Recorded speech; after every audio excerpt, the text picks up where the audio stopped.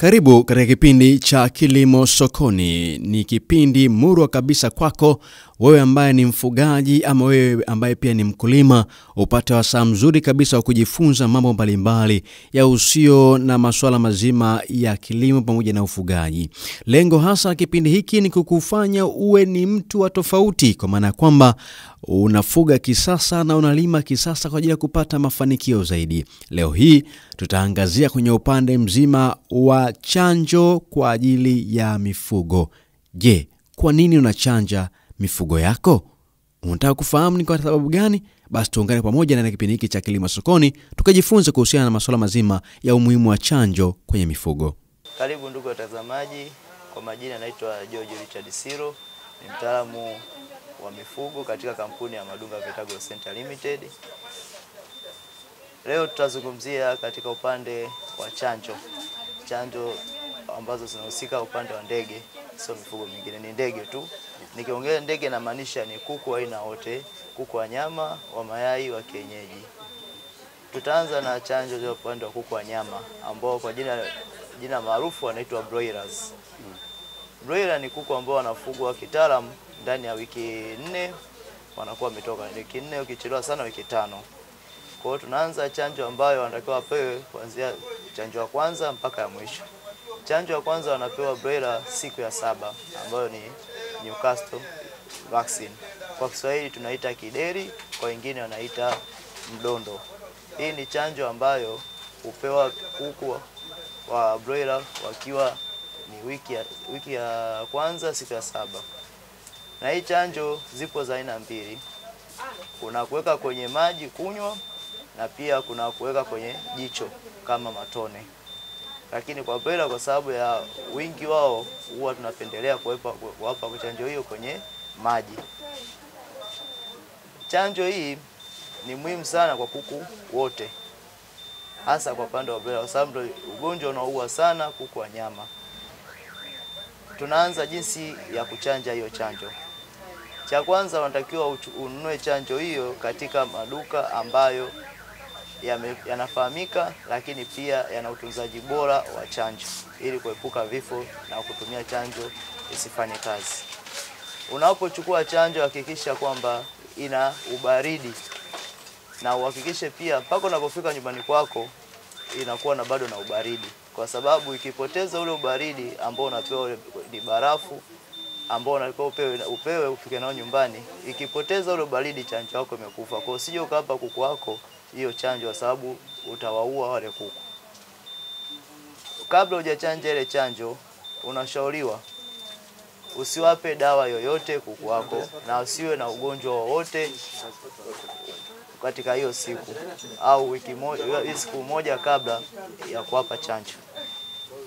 Kwa ile siku ya 6 kabla ya chanjo unawapa maji ambayo ni ya kawaida, maji masafi. Siku ya 7 unashauriwa chanjo hiyo iweze kuwekwa ndani ya masaa 2 yale asubuhi, kwa sababu kuku muda huo ndo wanakuwa na kiu, lakini unaweza kuwa umanyima yani chakula, unawapa chakula unanyima maji kuku wapate kiu. Unapoenda kuwapa ile chanjo yako asubuhi, unakuwa na hakika kwamba kuku wangu ana kiu na 90% ya kuku wote watakunywa chanjo. Kabla hujawapa chanjo hiyo maji unahakikisha kwamba, zamani tulikuwa tunasema unachemsha maji, ila sasa hivi kutokana na sayansi na teknolojia inapozidi kuendelea, kuna dawa zimekuja ambazo ni VaxiSure. Zile zina stabilize immunity, lakini pH ya maji pia inakuwa vizuri. Kwa hiyo chanjo una 100% kwamba klorini inaondoka kwenye maji, na pia chanjo yako inakuwa na usalama wa kutosha kuliko ile kuchemsha maji. Maana kulikuwa na kesi nyingi sana za unachanja chanjo ile ya Newcastle kuku bado anakufa. Kwa unapo hapa hiyo Newcastle, hakikisha kwamba nusu saa kabla ya kuwapa chanjo umeweka hiyo VaxiSure au immunoglobulin ambayo ni kama hii hapa. Ni hizi hapa. Hizi ndo dawa ambazo unawapa, unaweka kwenye maji nusu saa kabla hujaweka chanjo. Kwa baada ya nusu saa ndio unaweza kuweka chanjo yako ya Newcastle ili kuku wako wawe na hakika kwamba klorini imeisha kwenye maji, lakini wewe mwenyewe unakuwa na ashua kwamba kuku wangu wamekunywa chanjo. Lakini kitu kingine cha faida kwenye hii dawa, inaweka blue color kwenye mdomo. Kwa hiyo unakuwa na hakika kwamba unatembea kwenye kuku wako unaangalia. Kuku ambaye hana blue color kwenye mdomo, yani rangi ya blue kwenye mdomo wake, inamaanisha hajanywa chanjo. Kwa hiyo unamshika unamnywesha. Na ni ndani ya masaa mawili tu ile chanjo watakiwa wao wamekunywa. Kwa baada ya masaa mawili ya chanjo wakisha kunywa, yale maji ambayo yanabaki ya chanjo hakikisha unaenda kuyamwaga chooni. Osha vyombo vyako vizuri vilivyokuwa ile chanjo, weka mwage maji tena chooni, weka maji masafi waendelee kunywa kwa hiyo siku nzima. Hapo utakuwa umemaliza kwenye upande wa chanjo ya Newcastle, kwa Kiswahili ni kideri, wengine wanaita mdondo. Tunakuja chanjo ya pili ambayo ni gomboro kwa kuku wa nyama. Gomboro pia utaratibu wake ni huo kwamba nusu saa kabla hujaweka chanjo unahakikisha umeweka hiyo dawa tena Vaxxure au hiyo immunogranula kwa nusu saa. Baada hapo unapa chanjo yako ambayo umeweka vizuri, ilikuwa kwenye ubaridi wa kutosha, chanjo ambayo unahakika kwamba ukiwapa kuku wako watakuwa wako salama. Kwa utaratibu ni ule ni masaa mawili. Wakisha kunywa unatoa maji yako unaenda kumwaga chooni, unapa maji mengine masafi. Na hiyo chanjo huwa inapewa siku ya 14 kwa kuku. Ingawa kuna utaratibu tofauti sasa hivi wa kila kampuni ya vifaranga. Kuna wengine unawapa chanjo siku ya 8, wengine wanapewa siku ya 14. Kwa hiyo inategemea na utaratibu wa kampuni yako ya vifaranga wamekwambiaje. Kondo hizo chanjo. Baada hapo unarudia tena gomboro siku ya 21, ambayo ni chanjo ya 3. Kwa hiyo unarudia tena gomboro kwa kuku kwa nyama.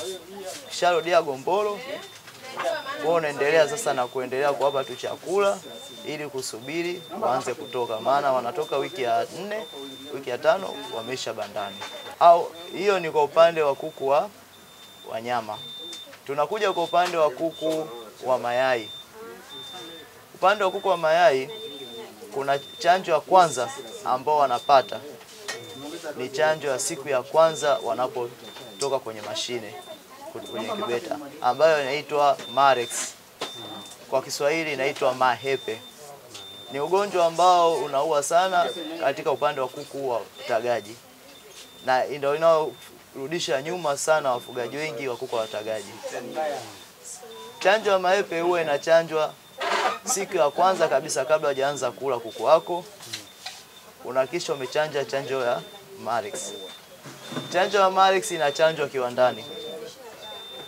Kwenye makampuni mengi kiwandani wanachanja, ila baadhi ya watotoshaji wadogo unaweza ukamtafuta mtaalamu mtaani ukachanja, na ni muhimu kwa ajili ya ufugaji wako wa kuku wa nyama. Chanjo ya pili anaochanjwa kuku wa mayai ni chanjo inaitwa Newcastle, ambayo wanachanjwa siku ya 7 katika maisha yao. Kwa wanachanjwa siku ya 7, na Newcastle kwa kuku wa mayai ni utaratibu ni ule hujabadilika na kuku wa nyama. Kuna kuweka, kama ni kuku wachache unaweza kuchukua ya matone ukawekea kila kuku tone moja, jicho lolote lakini tone moja. Kama ni kuku wengi unachukua Newcastle ya maji, unaweka kwenye maji yao ya kunywa, wanakunywa. Katika hiyo Newcastle kuna zilizogawanyika, kuna Newcastle plain na kuna Newcastle changanywa na mafua. Kwa kuna wafugaji wengine wanatumia Newcastle changanywa na mafua, na kuna wafugaji wengine wanatumia Newcastle plain kutokana na kipato chake, sababu zimetofautiana katika gharama. Lakini wafugaji wengi napenda kwa ushauri, ukiweza kutumia Newcastle changanya na mafua kuanzia wiki ya kwanza, utazuia pia hata mafua kwa ufugaji wako wa kuku. Lakini pia utaona raha ya ufugaji, kwa sababu hizi gharama za kununua madawa wiki ya kwanza tu kuku wamepata mafua utakuwa umeziondoa, kwa sababu umeshachanja mafua. Tunakuja chanjo ya pili katika kuku, ya tatu katika kuku wa mayai ni chanjo ya gomboro, ambayo gomboro wanachanjwa wiki ya 3 katika maisha yao. na gomboro ni utaratibu ule ule ambao unatumika kama nilivyosema katika upande wa broiler, kwamba unatakiwa uandae maji ambayo umeshaweka hiyo center, yani umeshaweka immunoglobulin au Paxisure, unasubiri nusu saa, ikisha change color na maji yamesha chlorine imeondoka kwenye maji, ndio unaweka vaccine chanjo yako, ambayo hiyo chanjo watakunywa kwa masaa mawili. Baada ya masaa mawili unaenda kumwaga maji chooni kama kawaida. Chanjo ya 4, ya kwanza tayari, ya pili, ya tatu. Chanjo ya 4 kwa kuku wa mayai huwa tunarudia Newcastle, ambao ndio mdondo. Utaratibu ulishaelezea ni kwamba unachemsha maji, wengi tunatumia Paxisure, ila kwa ambao hawezi kunao ile Paxisure wanachemsha maji. Lakini kuchemsha maji sio kwamba unaua klorini, ni bali unaivunja klorini. Kwa kuliko kuivunja klorini alafu baada ya muda mfupi unaambiwa kuku wako wamepata gomboro au mdondo, ni bora ununue hizi Paxisure au immunoglobulin kwa ajili ya usalama wa chanjo yako, lakini pia na kwa ajili ya usalama wa kuku wako, vifaranga wako, ili uweze kuwa na uhakika. Chanjo inayofuata ambayo ni chanjo ya 5, tunarudi kwenye gomboro. Gomboro pia utaratibu ni ule ule wa kuchanja, kuzingatia tu utaratibu katika chanjo hiyo ya 5. Chanjo ya 6 ambayo ni chanjo ya ndui. Chanjo hii ya ndui huwa tunachoma kuanzia wiki ya 6 mpaka miezi 2. Yategemea tu na mfugaji. Ila ukifuata utaratibu mzuri, kwa sababu ndui kutokana na mabadiliko ya hali ya hewa na joto kuwa kubwa sana upande wa huku yani Dar es Salaam, Pwani na Morogoro, huwa tunachoma. Kuna kuku wengine wanachoma hata wiki ya 3. Ila wengine wanaweza kuvumilia wiki ya 6, wengine wakachoma wiki ya 9. Sawa. Ila utaratibu ni wiki ya 6. Unachoma chanjo ya ndui. Chanjo ya ndui kwanza unahakikisha kwamba unapoenda kununua ni kwenye duka ambalo unalifahamu vizuri, lina utaratibu mzuri wa chanjo. Unapoenda kuchukua chanjo hakikisha umeshaandaa banda zuri la kuchanja kuku na kuhamishia kuku sehemu nyingine, ili kuondoa ile kufika na kuanza kufanya hizo kazi wakati chanjo inapoteza ubaridi. Kitu kingine ni kuandaa pamba na kuandaa spirit. Uwe navyo pembeni. Hakikisha una chanjo pamoja na maji ambayo ni tunasema ni diluent, maji masafi ya kuchanganyia ile chanjo. Na hiyo unapewa pamoja na chanjo yake, sio kwamba unaenda kuchukua nyumbani. Kwa unapochukua chanjo yako ndui, hakikisha una chanjo kama chanjo ya kidonge na unakuwa na yale maji yake, ili uweze kuchanja ile chanjo. Unapoenda kuchanja hakikisha anayekuchanjia awe ni mtaalamu wa mifugo, asiwe mtu nyumbani tu kwamba ameona tu sema anachanja anasema anachanja, kwa sababu chanjo ya ndui kuna watu wengi wanaweza kachanja na ndui karudi, kwa sababu hawana utaalamu wa kutosha katika uchanjaji wa ndui.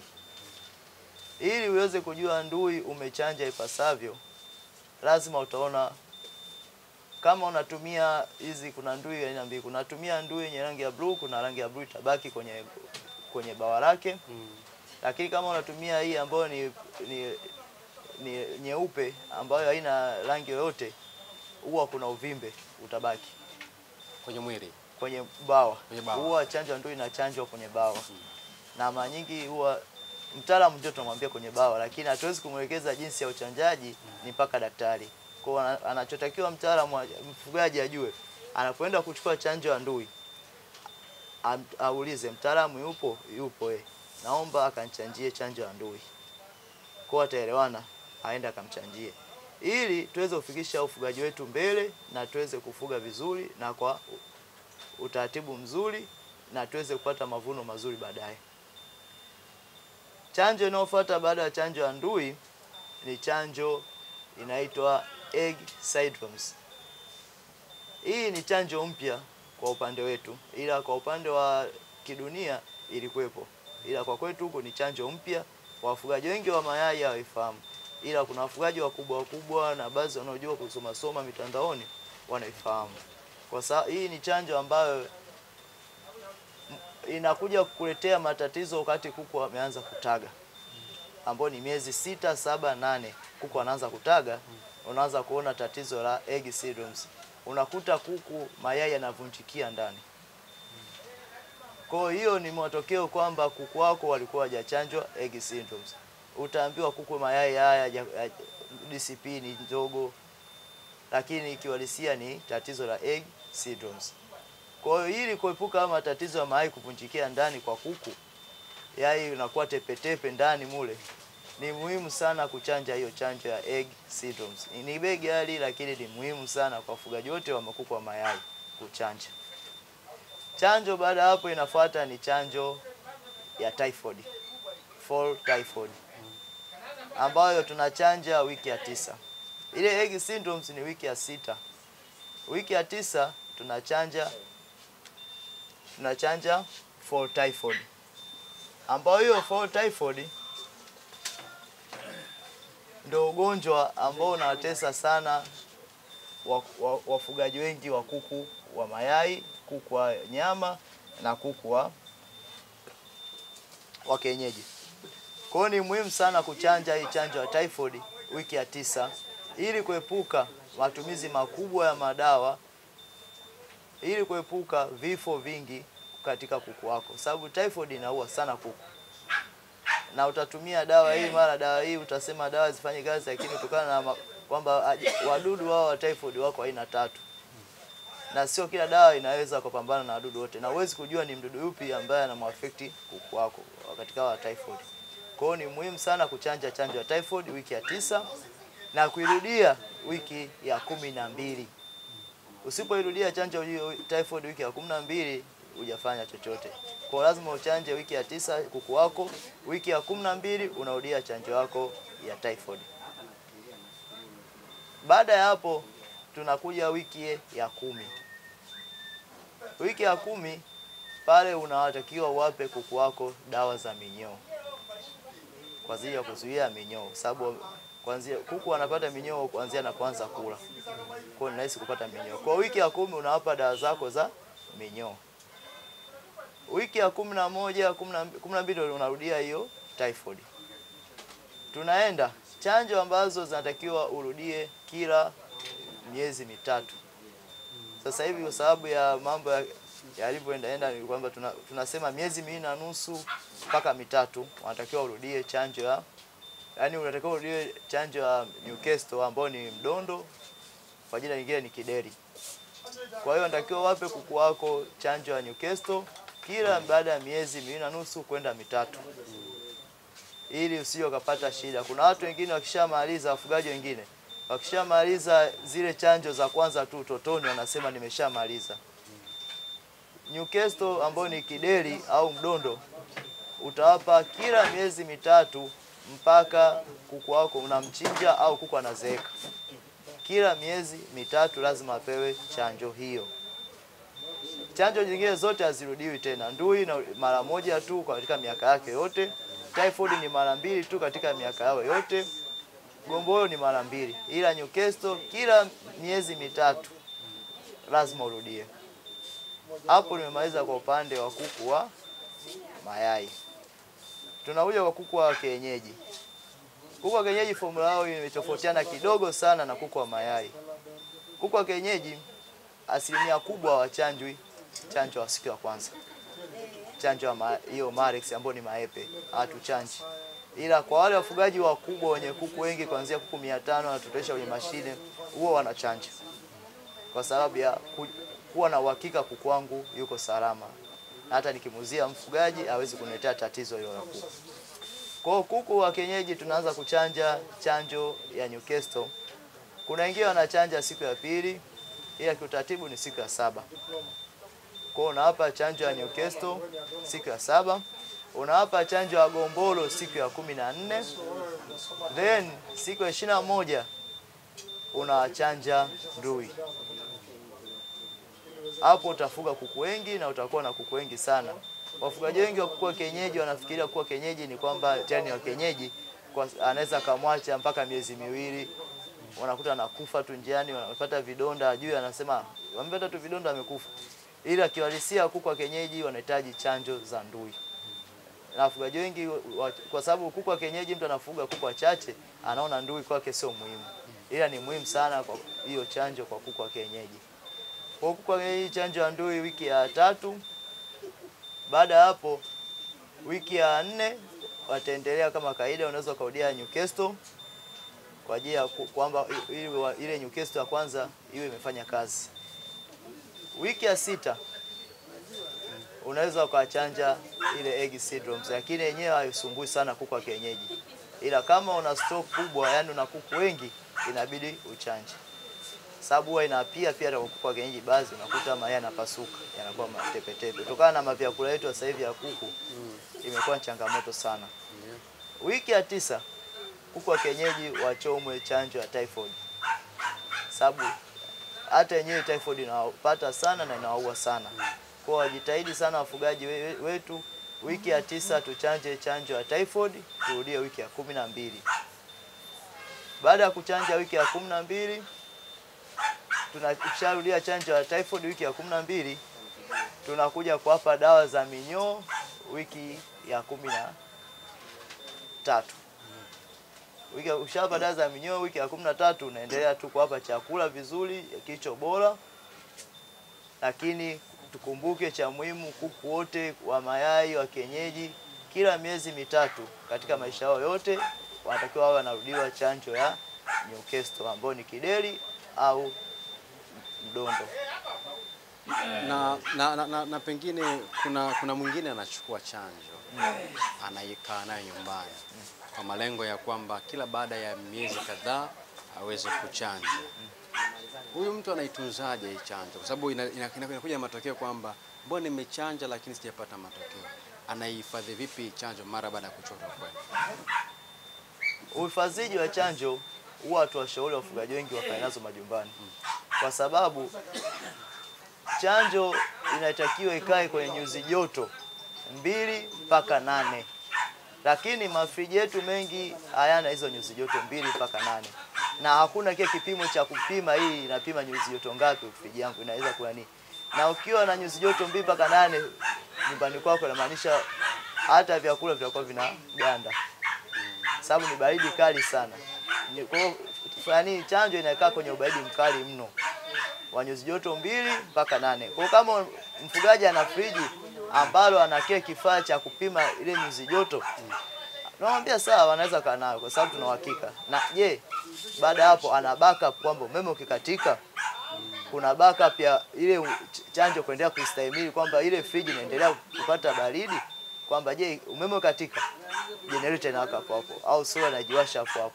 Hapo sawa, kwa sababu umeme ukishakatika yani uhakika kabisa nyuzi joto lazima ishuke. Kwa hiyo ikishuka, inapofika nyuzi joto 9, inapokuja 10, 12, chanjo tayari inakuwa kwenye riski ya kufa. Kwa hiyo unakuta umeme unakatika masaa 4, chanjo haiwezi kufanya kazi. Ndio inakuja kwamba na chanja lakini mnyama wangu anaumwa. Na hiyo sio kwa upande wa kuku tu, wanyama wote.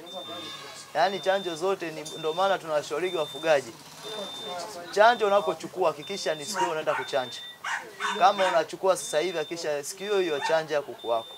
Kwa sababu ukisema nachukua leo nitachanja baada ya siku 3, hujui umeme utakatika au umeme utaisha nyumbani au upo. Kwa ni hatari mno kwa chanjo hiyo. Kwa kumalizia, hebu washauri wafugaji, lakini pia unaweza kuambia kitu gani wafugaji kulingana na namna ambavyo eneo la chanjo limekuwa ni madhara makubwa sana kwa upande wao.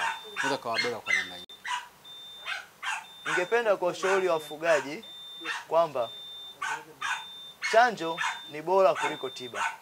Tukiweza kutumia vizuri na kufuata utaratibu mzuri wa wataalamu wetu kuhusu chanjo katika upande wa jinsi ya kwanza tunaanza jinsi ya kuhifadhi chanjo kwenye duka, jinsi ya kumpa mfugaji chanjo ya kwenda mpaka kwake, na jinsi ya mfugaji kuhifadhi pale kwa muda mfupi, na jinsi ya mfugaji kuitumia kwa kuku wake. Hapo utakuwa tumeweza kusolve kesi kubwa mno ya mfugaji.